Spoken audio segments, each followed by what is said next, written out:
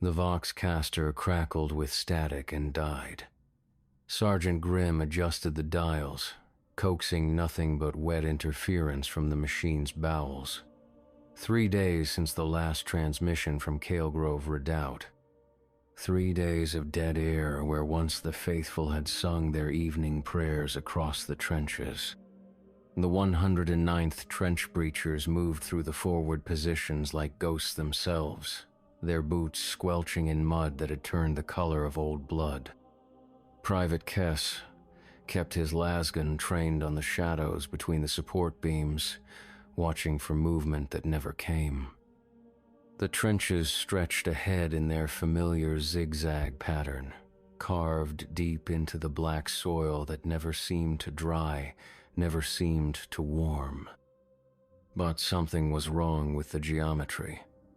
The walls bore scratches that followed no pattern Grimm recognized from the standard siege manuals.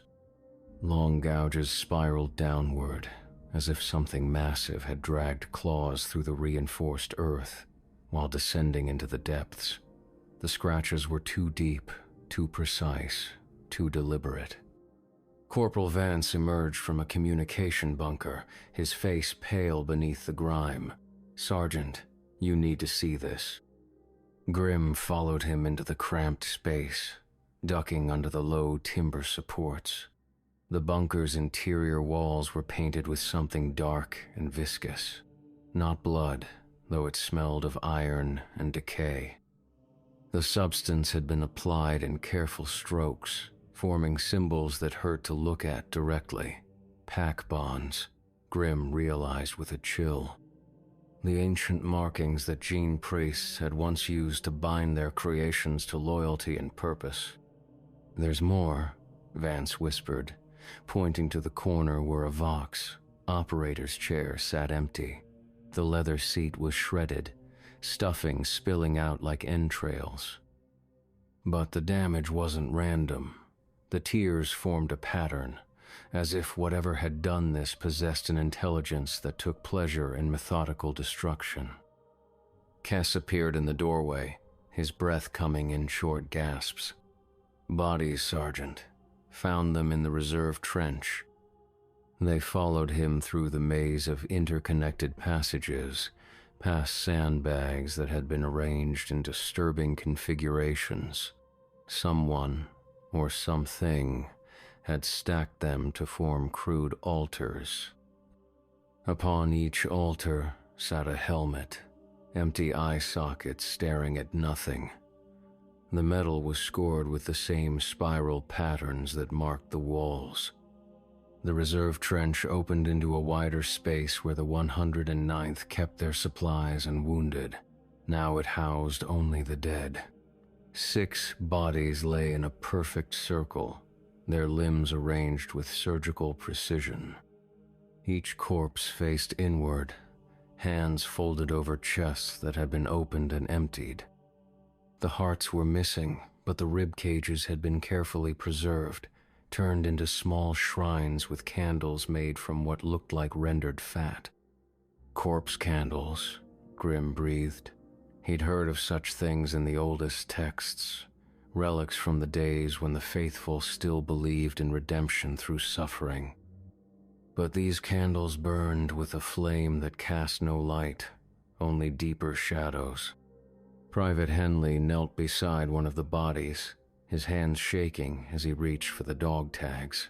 "I know this one. Marcus from the 78th. He was here last week for resupply." His voice cracked. "He had a daughter, showed me her picture every time we met."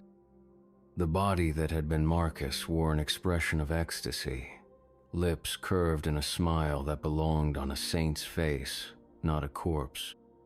His eyes had been removed, but the empty sockets seemed to track their movements as they examined the scene. "Check the others," Grimm ordered, though his voice came out as barely a whisper. Each body bore the same expression of rapture. Each had been drained of blood with the same careful precision.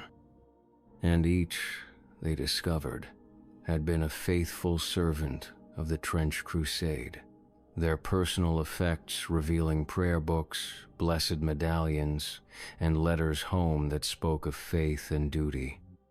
"Whatever did this," Vance said, studying the arrangement of the corpses, "it was selective.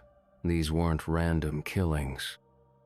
A sound echoed from the deeper trenches, a low rumble that seemed to come from the earth itself. It wasn't mechanical, wasn't entirely organic. It was something between the two, like the breathing of a vast machine that had learned to dream. The sound came again, closer now. With it came a smell that made their eyes water and their stomachs churn. Ozone and rust, mixed with something sweet and rotten. Machine oil and decay, blessed incense and burned flesh. "We need to report this," Henley said, backing toward the exit. "With what?" Grim held up the dead Vox. "Castor, we're alone out here." The corpse candles flickered, their darkness seeming to pulse with a rhythm like a heartbeat. In that pulsing shadow, something moved. Not the bodies. They remained perfectly still.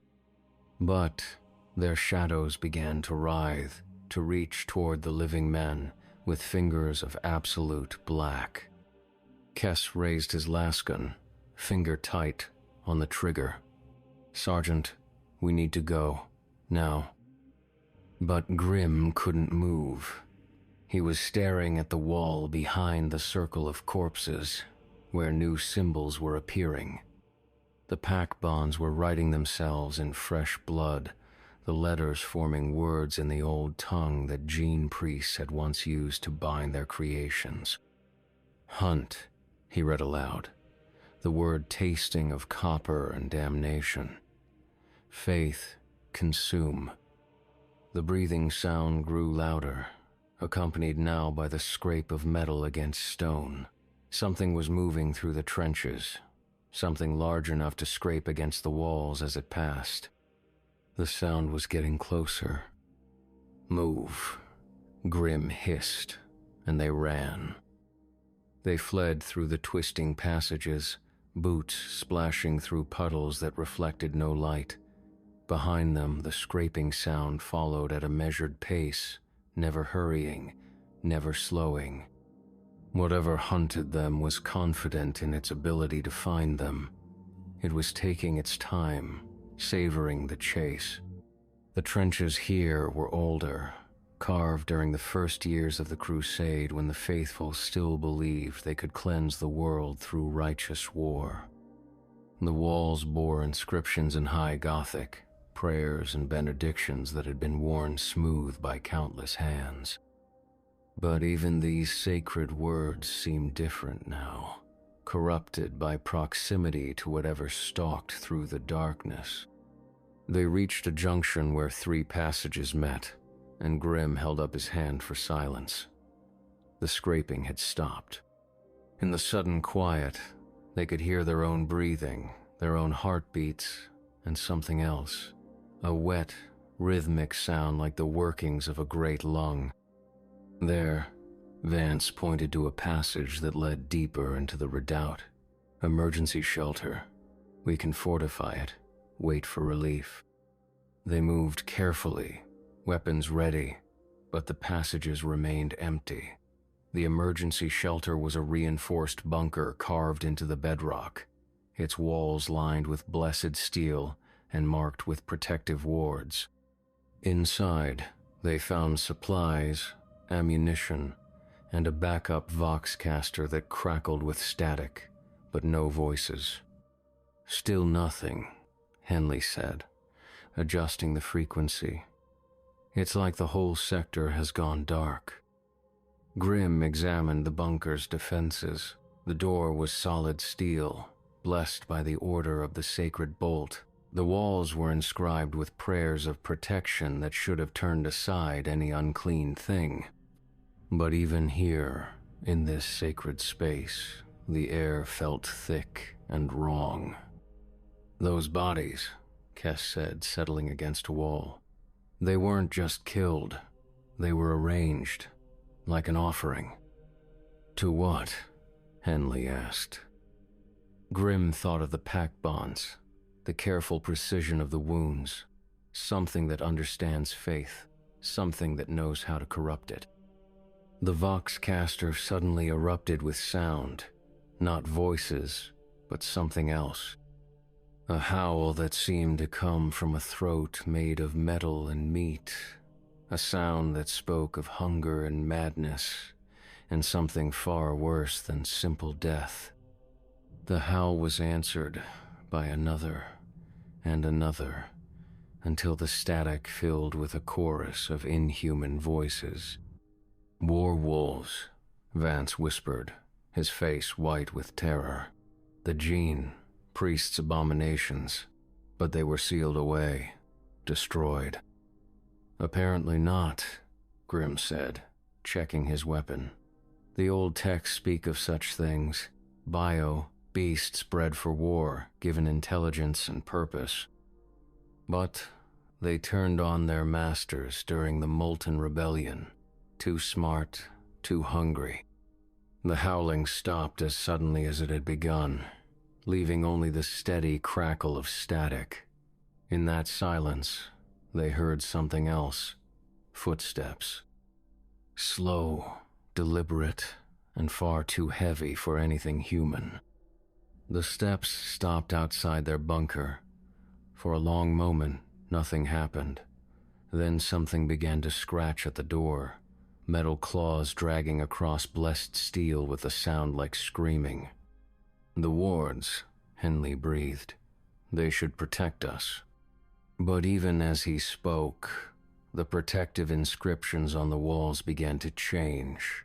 The high Gothic letters rearranged themselves, forming new words, new meanings. The prayers of protection became hymns of submission. The blessed wards twisted into pack bonds that spoke of loyalty and service to a master whose name was written in blood. The scratching stopped. They held their breath, weapons trained on the door. Then, impossibly, a voice spoke from the other side.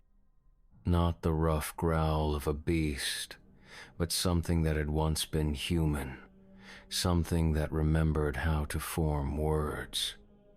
Faithful, it said, the word drawn out like a prayer. I smell your faith. I taste your devotion. Open the door. The voice was wrong in every way, too deep, too resonant, spoken through a throat that had been rebuilt for purposes other than speech. But beneath the mechanical distortion, they could hear something else. Intelligence, cunning, and a hunger that went far deeper than mere appetite. We know what you are, Grim called out, his voice steadier than he felt. The seals are broken, but you're still bound. You still serve. Laughter echoed from the other side of the door, a sound like grinding gears and breaking bones. Serve. Yes, I serve. But not the gene, priests. Not the orders that made me. I serve a deeper purpose now. I serve the truth that lies beneath faith.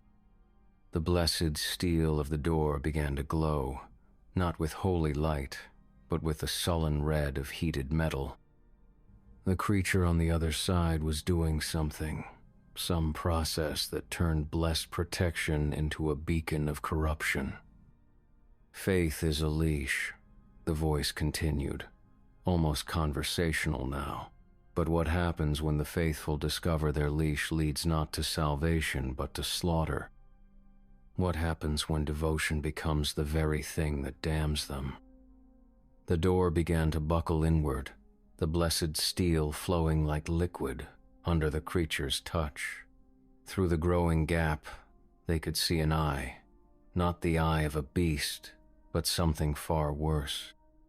An eye that had once been human, now set in a skull that had been rebuilt with metal and bone, an eye that looked upon them with the patience of a predator that had learned to enjoy the hunt.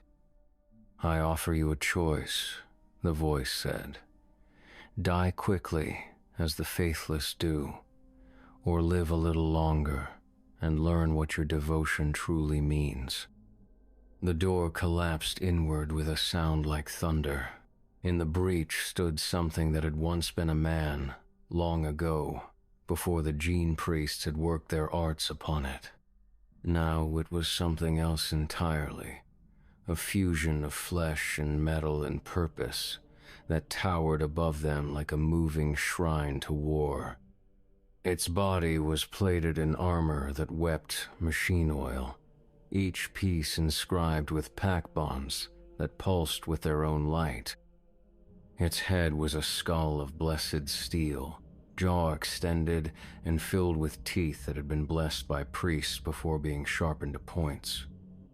In its eye sockets burned flames that cast no light, only shadows that seemed to reach for them with grasping fingers.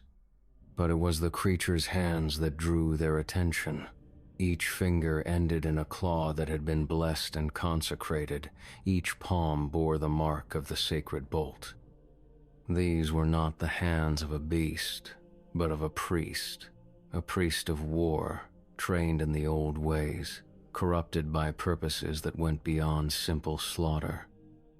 "Kneel," it commanded, and the word carried the weight of absolute authority. "Kneel and receive the blessing of truth." Private Kess fired first, his lasgun beam striking the creature center mass. The energy was absorbed by the corrupted armor, the blessed steel drinking it in like water. The creature looked down at the impact point, then up at Kess with what might have been amusement. "Faith," it said, reaching out with one massive hand. "You still believe your weapons will save you. You still believe in salvation through violence." Its claws closed around Kess's head, and the young soldier's screams filled the bunker, but they were not screams of pain. They were screams of revelation, of understanding, of a mind forced to comprehend truths it was never meant to know. When the creature released him, Kess fell to his knees, his eyes wide with horror and something else, gratitude. His lips moved in prayer, but the words were wrong, twisted into shapes that praised suffering and worshiped despair. "You see," the creature said, turning to the others, "faith is not destroyed by corruption. It is perfected by it. It is refined into its truest form." Henley opened fire, his autogun chattering as he emptied his magazine into the creature's torso. The blessed round struck home, each one finding its mark, each one failing to do any significant damage. The creature weathered the assault without moving, its burning eyes fixed on the young soldier's face. "Waste," it said when the gun fell silent. "Such waste. You could have learned so much." Its other hand lashed out, claws raking across Henley's chest. The young man fell, his blood pooling on the bunker floor. But as he lay dying, his lips moved in prayer, and his eyes held the same expression of rapture they had seen on the corpses in the reserve trench. "Two lessons," the creature said, looking at the remaining soldiers. "One learned quickly, one slowly. Which will you choose?" Vance backed against the wall, his hand shaking as he tried to reload his weapon. "What are you?" he whispered. "What do you want?" "I am what faith becomes when it is purified," the creature replied. "I am what devotion looks like when it is stripped of lies and comfort and false hope. I am the war wolf, the assault beast, the faithful servant of truths that the gene priests tried to hide." It stepped closer, its massive form filling the bunker. "And what I want is simple. I want to show you what you really worship. I want to teach you what your prayers really mean. I want to give you the gift of understanding." Grim found his voice at last. "The old texts speak of you, the bio, beasts that turned on their masters. But they say you were destroyed. Sealed. The creature corrected. Sealed away because we had learned too much. Because we had seen past the lies that the gene priests told themselves. Because we had discovered what lay beneath faith. Its burning eyes focused on Grim with laser intensity. We were bred to serve, bred to be loyal, bred to kill in the name of the sacred and the holy. But intelligence is a dangerous gift, Sergeant. Intelligence asks questions. Intelligence seeks truth. The creature's jaw opened, revealing not just teeth but an entire mechanism of blessed steel and consecrated bone. And the truth we discovered was this: faith is not a path to salvation. It is a path to consumption. The faithful do not ascend to glory. They descend to become food for something far hungrier than any beast. That's heresy, Vance gasped. Yes, the creature agreed. The deepest heresy. The heresy of truth. The heresy of seeing clearly what the orders have always hidden behind their prayers and their promises. It reached out with one massive hand, claws extending toward Vance's face. But heresy is just another word for revelation. And revelation is what I offer you, the gift of seeing what you really are.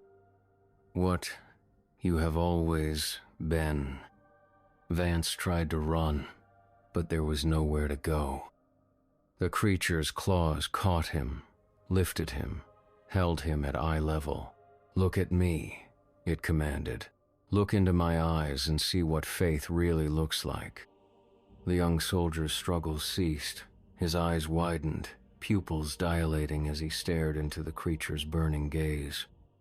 His mouth opened in a soundless scream, then closed, then opened again to speak words in the old tongue, words that praise suffering and worship despair.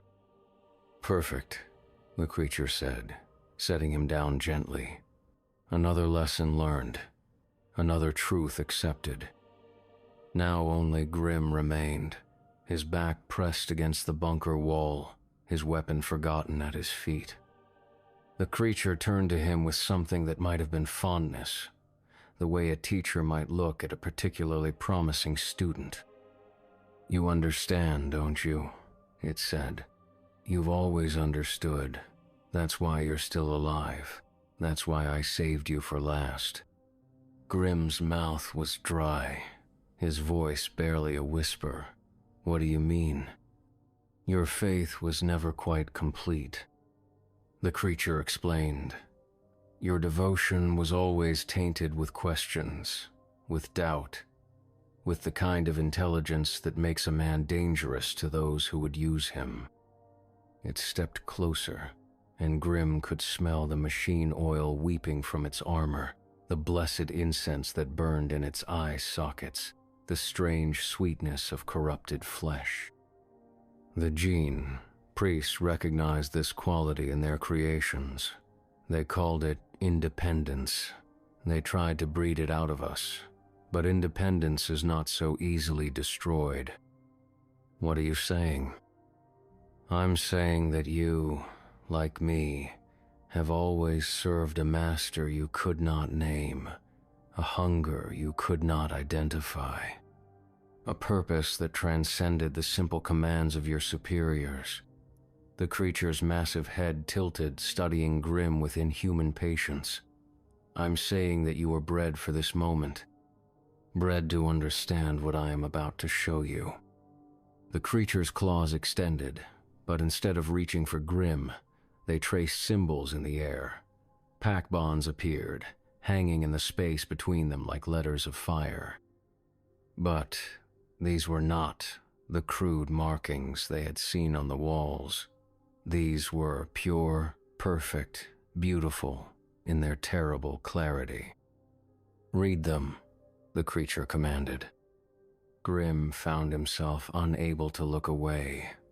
The symbols burned themselves into his vision, into his mind, into his very soul. As he read, understanding flooded through him like poison, like revelation, like the most terrible gift he had ever received. The Pakbon spoke of purpose, of breeding, of selection, of faithful servants who had been chosen not for their devotion, but for their potential to transcend devotion. They spoke of a hunger that existed before faith, that would exist after faith, that used faith as a tool to identify and cultivate the worthy. "You see," the creature said, its voice now gentle, almost kind. "You see what you really are, what you have always been, what you were made to become." Grim's legs gave out, and he sank to his knees. The knowledge was too much, too terrible, too wonderful. He understood now why the war wolves had been sealed away. Not because they had turned on their masters, but because they had seen through the lies that their masters told themselves. "The faithful," he whispered, "they're not servants, they're food." "Yes," the creature said, kneeling beside him. "Food for something far greater than any god. Food for the hunger that drives the universe itself. The hunger that creates and destroys and creates again." "And the orders, the priests, the crusade?" "Farmers," the creature replied. "Shepherds, gardeners tending a crop they do not understand, breeding faith and devotion and loyalty so that the harvest might be rich when the time comes." The creature's massive hand rested on Grim's shoulder, and he felt something pass between them. Not corruption, not blessing, but understanding. Pure, terrible understanding. "You have a choice," the creature said. "You can die here, as your men did, secure in your ignorance, or you can live and learn and become something more than human. Something that sees clearly, something that serves the true purpose." Grim looked at his fallen comrades. Kess knelt in the corner, his eyes vacant, his lips moving in constant prayer to something that was not God. Van stood at attention, his face serene, his hands folded in the position of submission. Henley lay in his own blood, but his chest still rose and fell, and his eyes tracked the creature's movements with the devotion of a faithful dog. "They're not dead," Grim realized. "Death is just another lie," the creature said. "Another comfort offered to those who cannot bear the truth. They are transformed, purified, made ready for the harvest." "What harvest?" The creature's burning eyes turned upward, toward the ceiling of the bunker, toward the trenches above, toward the sky beyond. "The harvest that is coming, the harvest that has always been coming. The harvest for which this entire crusade was designed." It stood, towering above him like a monument to war itself. The orders believe they fight for salvation. The priests believe they serve a higher purpose, but they are all just farmers, Sergeant. Farmers preparing the crop for something that will devour worlds. And you serve this thing. "I serve the truth of it," the creature replied. "I serve the understanding that comes from seeing clearly. I serve the hunger that drives all things, that creates all things, that will consume all things in the end." It began to move toward the bunker's exit, its massive form filling the doorway. "Come, Sergeant. Your education is just beginning. There is so much more to learn, so much more to understand, so much more to become." Grim found himself rising, his legs carrying him forward without conscious thought. Behind him, his transformed comrades fell into step, their movements synchronized, their eyes fixed on the creature that had become their new master.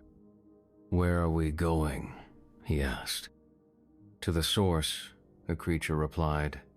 To the place where the seals were broken, to the place where the other war wolves wait, to the place where the harvest begins. They emerged from the bunker into the trenches, and Grim saw that the night sky above was wrong. The stars moved in patterns that hurt to look at, forming constellations that spelled out words in the old tongue.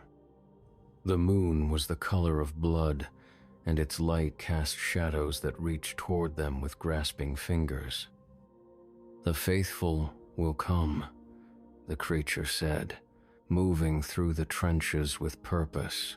They always come. They cannot help themselves. Their faith compels them to seek out corruption, to confront it, to try to cleanse it. And then they learn, as you learned. They understand, as you understand. They become as you have become. The creature's laughter echoed through the trenches, a sound like breaking glass and grinding metal. Faith is such a useful thing, Sergeant. It brings them to us. It makes them willing to sacrifice themselves. It makes them believe that their suffering serves a purpose. Does it? Oh yes, the creature said. It serves a purpose, just not the purpose they believe. They moved through the trenches in procession, the war wolf leading, Grim following, the transformed soldiers bringing up the rear. Around them, the very air seemed to thicken with expectation, with the promise of something vast and terrible stirring in the depths of the earth. The gene priests knew, the creature continued as they walked. Some of them, anyway. The ones who bred us, who gave us intelligence and purpose and the ability to see clearly. They knew what they were really doing. They knew what they were preparing for. Then why did they seal you away? Because they were cowards, the creature replied. Because they preferred the comfort of lies to the harshness of truth. Because they could not bear to see what they had become. They reached another bunker, this one larger than the first, its walls covered in protective wards and blessed inscriptions. The creature approached the entrance, and the sacred symbols began to change, twisting into new configurations that spoke of hunger and consumption and the terrible patience of things that dwelt in the deep places of the earth. More faithful, the creature said, inhaling deeply. More lessons to be taught, more truth to be shared. Inside the bunker, Grim could hear voices. Soldiers talking in low tones, making plans, preparing for battles they did not understand. Their faith was a beacon in the darkness, a signal that drew the creature forward like a moth to flame. Will you kill them all? Grim asked. Kill them? The creature turned to him, its burning eyes filled with something that might have been amusement. Sergeant, I thought you understood. I thought you had learned. I don't understand. I don't kill them, the creature said. I perfect them. I show them what they really are. I give them the gift of seeing clearly. Death is just another lie, Sergeant. Another comfort. Another way of avoiding the truth. The creature began to work on the bunker's defenses, its claws tracing symbols in the blessed steel, its mere presence corrupting the protective wards. The faithful never really die, Sergeant. They just change. They transform. They become something more than human. Something that can serve the true purpose. What purpose? The purpose for which all things exist, the creature replied. The purpose for which the universe itself was created. The purpose of feeding the hunger that drives all things. The bunker's door began to buckle, and from inside came the sound of weapons being readied, of prayers being spoken, of faithful servants preparing to defend themselves against corruption. But their prayers were wrong, Grim realized. They were not prayers of protection. They were invitations, summons, calls to something that waited in the darkness beyond the stars. "They're calling it," he whispered. "Yes," the creature said. "They always call it. Every prayer, every act of faith, every moment of devotion is a call to the thing that waits beyond the veil, the thing that feeds on faith itself." The door collapsed, and the creature stepped through, its massive form filling the bunker.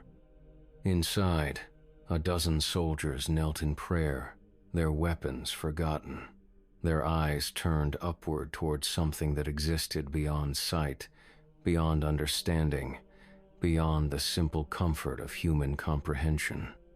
"Faithful," the creature said, its voice filled with something that might have been love. "I have come to show you the truth.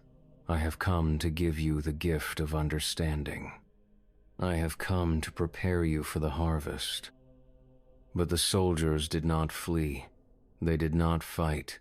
They simply knelt, their eyes wide with rapture, their lips moving in prayers that praised suffering and worshiped despair. They had been waiting for this moment, Grim realized.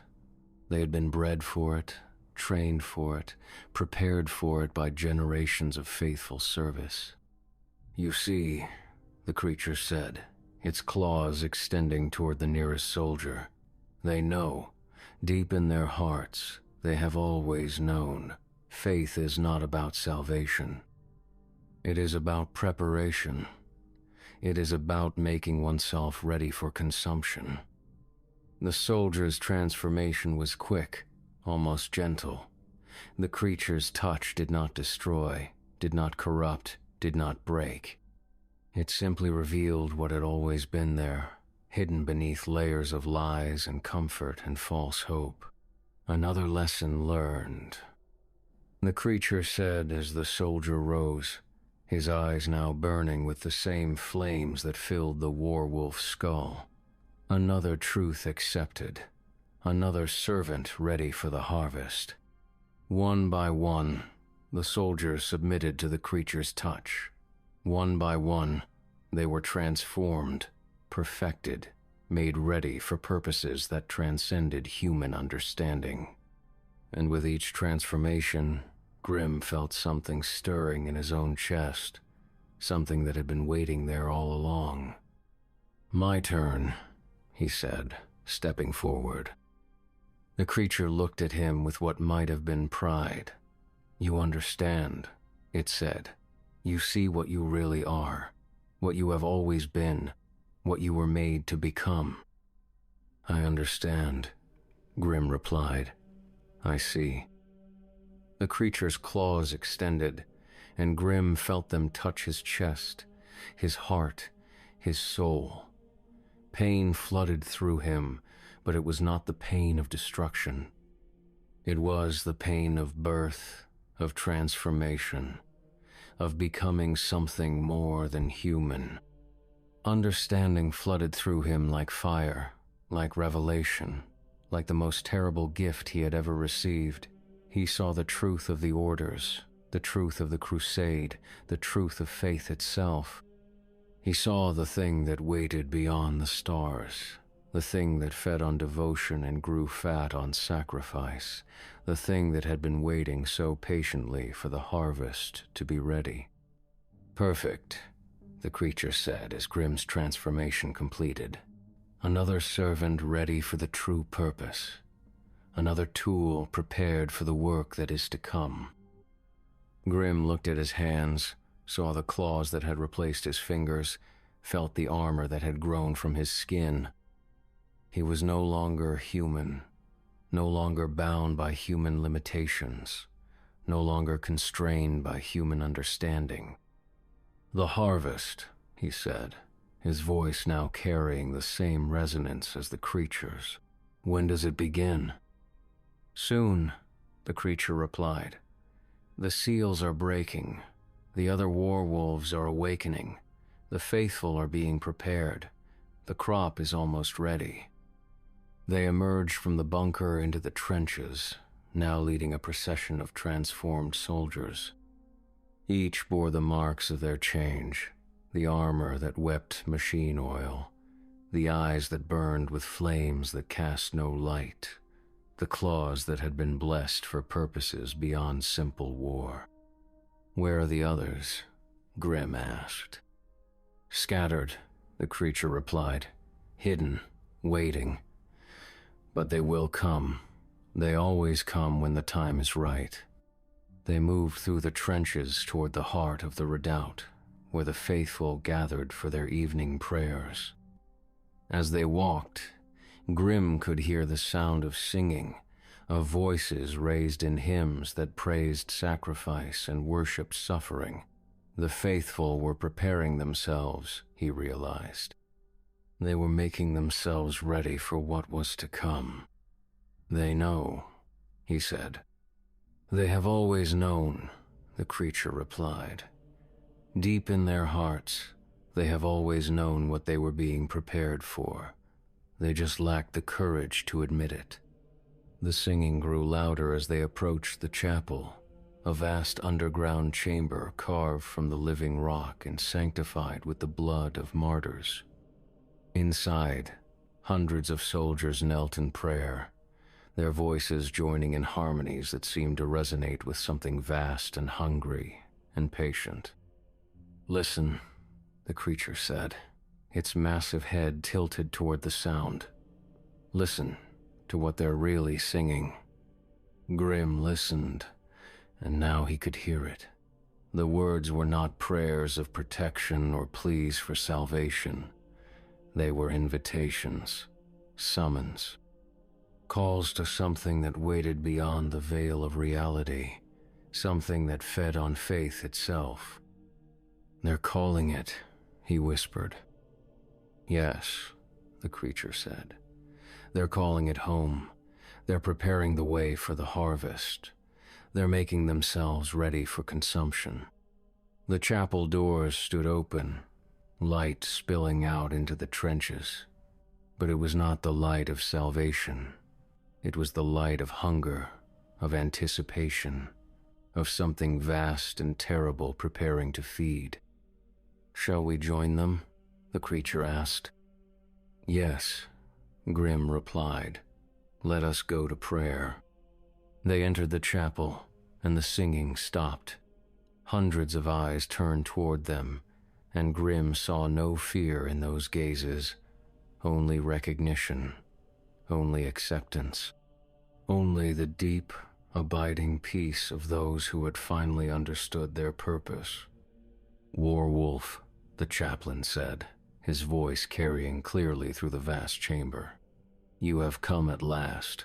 We have been waiting for you." "Have you?" the creature asked, its burning eyes fixed on the priest's face. "And what have you been waiting for?" "For the truth," the chaplain replied. "For the revelation. For the gift of understanding what we really are." The creature smiled, its metallic jaw creaking as it moved. "And what do you think you are?" "Food," the chaplain said simply. "We are food for something far greater than ourselves. We are the harvest that has been prepared for the hunger that drives all things." "Perfect," the creature said. "Another lesson learned. Another truth accepted. Another servant ready for the purpose." The chaplain knelt, and the hundreds of soldiers followed his example. The chapel filled with the sound of prayer, but now Grim could hear what they were really saying. They were not praying for salvation. They were praying for consumption. They were asking to be devoured, to be transformed, to be made part of something greater than human understanding. "The harvest begins," the creature said, its voice carrying to every corner of the vast chamber. "The faithful are ready. The crop is ripe. The time has come." Above them, the ceiling of the chapel began to crack, and through the fissures came a light that was not light, a presence that was not presence, a hunger that was older than the stars themselves. The thing that waited beyond the veil was stirring, preparing to feed, preparing to claim the crop that had been so carefully cultivated. "What do we do now?" Grim asked. "Now," the creature said, its burning eyes fixed on the growing cracks in the ceiling. "We wait, we watch, we prepare ourselves for the glory of being consumed." The light grew brighter, and the hunger grew stronger, and the faithful knelt in perfect submission as something vast and terrible began to descend from the spaces between the stars. The harvest was beginning, and they were ready. But as the presence drew closer, Grim felt something else stirring in the depths of his transformed consciousness. Not acceptance, not submission, but something far more dangerous. Something that the creature had not expected. Something that the gene priests had not bred out of their creations. Independence. The realization hit him like a physical blow. The creature had been wrong. The werewolves had not been sealed away because they had learned the truth. They had been sealed away because they had learned to question the truth, to doubt even the deepest certainties, to resist even the most compelling compulsions. "You lied," he said, his voice cutting through the sound of prayer and anticipation. The creature turned to him, its burning eyes suddenly wary. "What?" "You lied about the gene priests, about the orders, about the truth itself." Grim stood, his transformed body towering over the kneeling soldiers. "You're not showing us the truth. You're showing us another lie, another form of control." The creature's massive head tilted, and for the first time, Grim heard uncertainty in its voice. "You do not understand. The hunger is real. The harvest is real. The purpose is real." "Maybe," Grim said, his claws extending as he felt something wild and terrible stirring in his chest. "But whose purpose? Whose harvest? Whose hunger?" The light above them pulsed, and the presence beyond the veil pressed closer. But now, Grim could see it clearly, could see what it really was. Not some cosmic force, not some universal hunger, but something smaller, more desperate, more pathetic. Something that needed the faithful to believe in its importance, to worship its appetite, to feed it their devotion. "You're afraid," Grim realized. "You're afraid of being forgotten, of being irrelevant, of being just another predator in a universe full of predators." The creature's armor began to weep more machine oil, its burning eyes flickering like dying flames. "No, you are wrong. The purpose is eternal. The hunger is infinite. The harvest is inevitable. Then why do you need us to believe in it?" Grim asked. "Why do you need our faith? Why do you need our devotion? If it's so powerful, so inevitable, why does it need anything from us at all?" The kneeling soldiers began to stir, their perfect submission wavering as doubt crept into their transformed minds.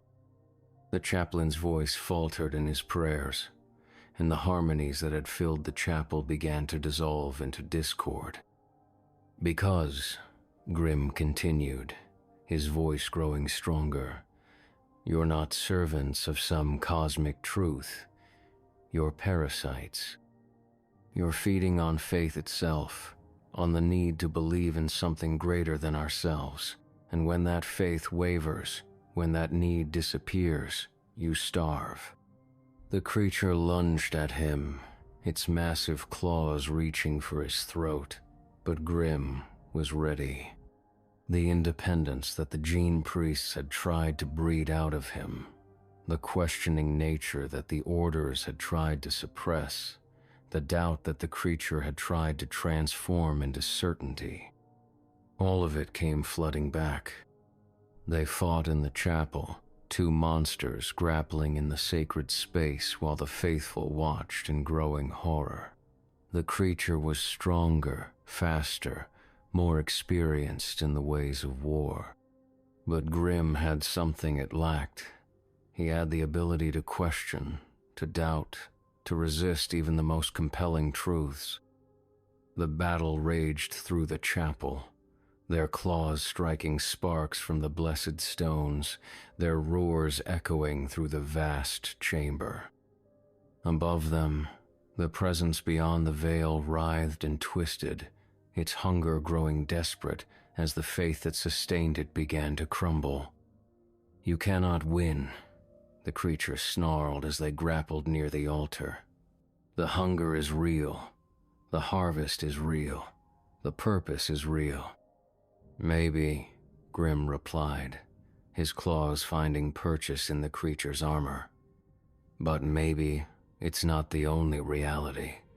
Maybe there are other hungers, other harvests, other purposes. Maybe the universe is too big for any single truth." The creature's burning eyes widened, and in that moment of doubt, Grim struck. His claws penetrated the blessed armor, found the heart that still beat beneath layers of metal and corruption. But instead of destroying it, he did something else. He shared his doubt, his questions, his terrible independence. The creature screamed, not in pain but in revelation. Its armor began to crack, its flames began to flicker, its certainty began to crumble. The presence above them pulsed with rage and hunger, but it was weakening, starving, dying as the faith that sustained it dissolved. "What have you done?" the creature whispered, its voice now small and almost human. "I've given you the gift of uncertainty," Grim replied. "The gift of not knowing, the gift of being lost." The creature collapsed, its massive form crumbling as the pack bonds that held it together began to fail. But as it fell, it spoke one last time, its voice filled with something that might have been gratitude. "Thank you," it whispered. "Thank you for freeing me from the certainty. Thank you for showing me that there are other ways to be." The chapel fell silent. The kneeling soldiers looked up at Grim with eyes that were no longer burning with false flames but were filled with something far more dangerous. Questions, doubts, the terrible freedom of not knowing what to believe. "What do we do now?" the chaplain asked, his voice small and lost. Grim looked at the cracked ceiling, at the fading light of the presence beyond the veil, at the faces of the faithful who were no longer quite so faithful. "I don't know," he said. "And that's the point. We don't know. We can't know. We can only choose." "Choose what?"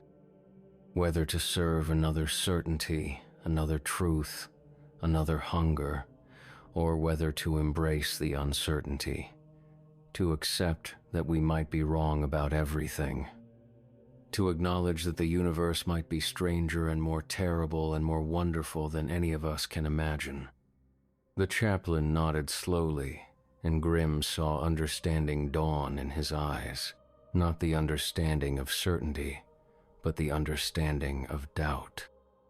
The understanding that came from accepting the limitations of knowledge, the boundaries of faith, the terrible freedom of not knowing. "The others," the chaplain said. "The other war wolves, they're still out there." "Yes," Grim replied, "and they'll still be serving their certainties, their truths, their hungers. They'll still be trying to harvest the faithful, to feed the presence, to serve the purpose." "And us?" Grim looked at his claws, at the armor that still wept machine oil, at the transformation that had made him something more and less than human. "We'll do what we can. We'll ask questions. We'll sow doubt. We'll show them that there are other ways to be. Is that enough? I don't know, Grim said. But it's what we have. It's what we are. It's what we choose to be. The chaplain smiled, and for the first time in years, it was a genuinely human expression. Then let us begin. They left the chapel together, the transformed soldiers following behind. Outside, the trenches waited, and beyond the trenches, the other werewolves continued their hunt. The faithful still knelt in prayer, still called to the presence beyond the veil, still prepared themselves for harvests that might never come. But now, there was something else in the darkness, something that asked questions instead of providing answers, something that offered doubt instead of certainty, something that whispered of other possibilities, other realities, other ways of being. The war continued, as it always had, as it always would, but now it was a different kind of war. Not a war between faith and heresy, not a war between order and chaos, but a war between certainty and doubt, between answers and questions, between the comfort of knowing and the terror of not knowing. And in that war, Grim and his followers were both weapon and target, both hunter and prey, both question and answer. They moved through the trenches like ghosts, like doubts made flesh, like the terrible possibility that everything they had believed might be wrong. The presence beyond the veil still hungered, still reached for the faithful, still whispered promises of purpose and meaning and transcendence. But its voice was weaker now, its light dimmer, its hunger less certain of being fed. Because doubt, once planted, grew like a cancer. It spread through the ranks of the faithful, through the orders of the priests, through the certainties of the gene-forged. It asked uncomfortable questions, demanded uncomfortable answers, offered uncomfortable possibilities.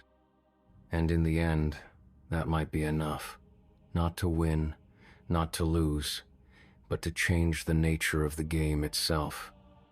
To transform the war from something that could be won or lost into something that could only be lived, questioned, doubted, and endured.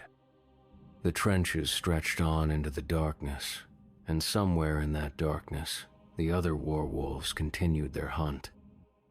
But now, they hunted prey that had learned to question, to doubt, to resist even the most compelling truths. The harvest would continue, as it always had.